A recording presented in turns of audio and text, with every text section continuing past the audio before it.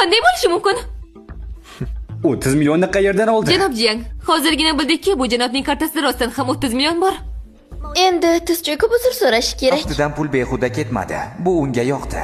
Azizim, nima qilamiz endi? 30 million bo'lsa nima qildi? Xo'sh, o'sha pullarni ishlatishga duxing yetadimi?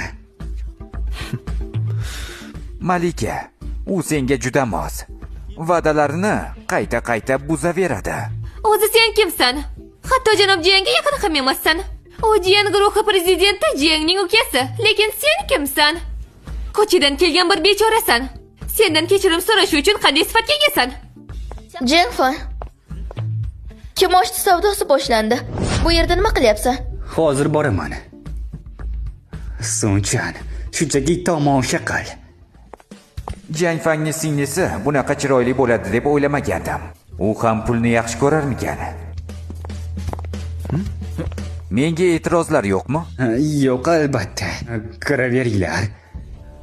Birinchi buyumimiz Ming sulolasidan kelgan ko'k va oq chinni vaza. Boshlang'ich bahosi 8 million bo'lib, har bir o'sish 500 mingdan kam bo'lmasligi kerak.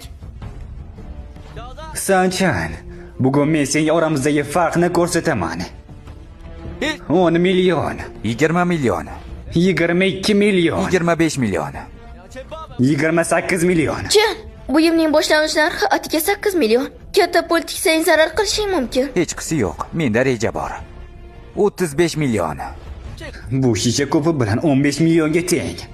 35 milliondan menga qarshi o'ynashni ushlatyapsanmi? Bu menga yoqyapti. Janshi menga yoqqan narsalarni sotib olishga qo'ymaydimi? Yoki davom ettirishga puling yo'qmi? Xohlasang qarz berib turaman. 35 million taklifdan ko'ra yuqori baho qo'yadiganlar bormi? Kimni haqorat qilyapsan? Bu shisha siniqi senga yoqadimi? To'g'rimi? Bu buyum senga qanchalik yoqsa, men uni sendan shunchalik olib qo'yishni davom etaman. 40 million, 45 million. 50 million.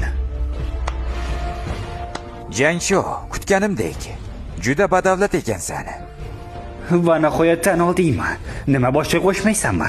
Qo'shmaysanmi? Men kasal emasman. O'zing uni 15 million turadi demadingmi? Nega sotib olishim kerak?